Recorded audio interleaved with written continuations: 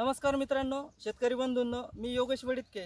आज मी ज्या ठिकाणी आलेलो आहे त्या ठिकाणी कांद्याच्या प्लॉटसाठी ॲग्री 82 आणि ॲग्री ह्युमिक हे दोन प्रोडक्ट शेतकऱ्यांनी जे वापरलेले आहेत, तर त्या वापरल्यानंतर किंवा ते कधीपासून वापरताय आणि त्याचा काय फायदा त्यांच्या शेतीला झालेला आहे हे आपण सरांकडून जाणून घेणार आहोत। तर शेतकऱ्यांचं नाव आहे योगेश टाकसाळ, प्रॉपर त्या केसापूर, तालुका राऊरी, जिल्हा अहमदनगर येथील आहेत। तर सर, ॲग्री 82 आणि ह्युमिक हे जे दोन प्रोडक्ट तुम्ही शेतीला वापरलेत, तर तुमचा स्वतःचा अनुभव सांगा की प्रत्येक शेतकऱ्याला याचा काय फायदा होऊ शकतो, शेतीला आपल्याला हे वापरल्यामुळे काय फायदा होऊ शकतो आणि याचा काय रिझल्ट आलेला आहे। मी 1 वर्षापासून हे वेस्टीचे प्रॉडक्ट वापरतो, ॲग्री 82 आणि ॲग्री ह्युमिक।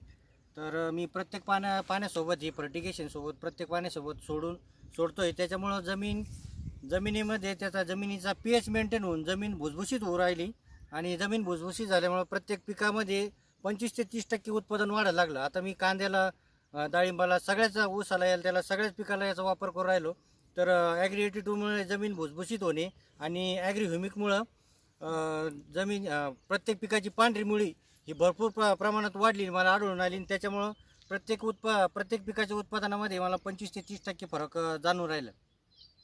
आपण साधारण पिकं कोणते कोणते घेतो सर? मी पिकास डाळिंब आहेत, कांदे आहेत, ऊस आहेत, वांगे आहेत, असे वेगवेगळ्या प्रकारचे पिकं घेतो। ऊस पण आहे ना? हो, ऊस पण आहे। हां, म्हणजे डाळिंब असेल, कांदा असेल, ऊस असेल, वांगे असतील, अशा सगळ्या प्रकारचे पिकं ते घेतात आणि प्रत्येक पिकाला ते ॲग्री 82 आणि ह्युमिकचा वापर करतायत। तर सर, प्रत्येक पिकाची गरज आहे काही? हो, प्रत्येक पिकासाठी याची गरज आहे। ॲग्री 82 एखाद्या शेतकऱ्याने कसं वापरलं पाहिजे आणि कंटिन्यू वापर केला पाहिजे का क्वचित केला पाहिजे? नाही, ॲग्री 82चा वापर हा कंटिन्यू केला पाहिजे। कंटिन्यू वापरत गेलं तरच त्याचे छान रिझल्ट येतात, नाही तर एकदा आणि दोनदा वापरल्यानंतर तुम्हाला त्याला रिझल्ट लक्षात येणार नाही।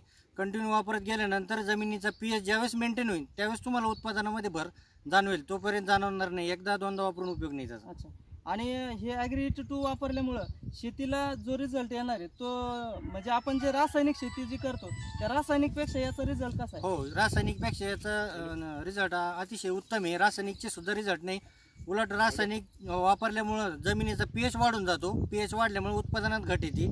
त्याऐवजी याचा जर वापर केला तर pH मेंटेन होऊन उत्पादनात भरघोस वाढ बघायला मिळते।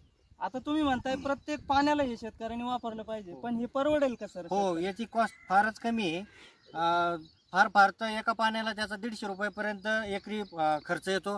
हा खर्च फार नाही आहे। इतर केमिकलच्या दृष्टिकोनातून जर बघितलं तर हा खर्च फारच नगण्य आहे। अच्छा, म्हणजे बघा, शेतीमध्ये आपण प्रत्येक पाण्याला एकरी 150 रुपये खर्च येतोय, तर तो एकरी 150 रुपयाचा खर्च साधारण कुठलाही शेतकरी असू द्या तो त्याला परवडू शकतो, बरोबर सर? हो, परवडू शकतो। हा, म्हणून आज शेती जर चांगली करायची असेल, चांगलं उत्पादन घ्यायचं असेल आणि आपल्या प्रत्येक शेतकऱ्याची परिस्थिती बदलायची असेल आणि बदलली पाहिजे मित्रांनो, तर ही परिस्थिती बदलण्यासाठी खरंच ॲग्री 82 हे याची MRP 440 रुपये आहे। हे प्रत्येक शेतकऱ्याला वेस्टेज शॉपमध्ये मिळणार आहे 377 रुपयाला। आणि हे आहे ॲग्री ह्युमिक, अर्धा लिटरचं पॅकिंग आहे दोन्ही पण।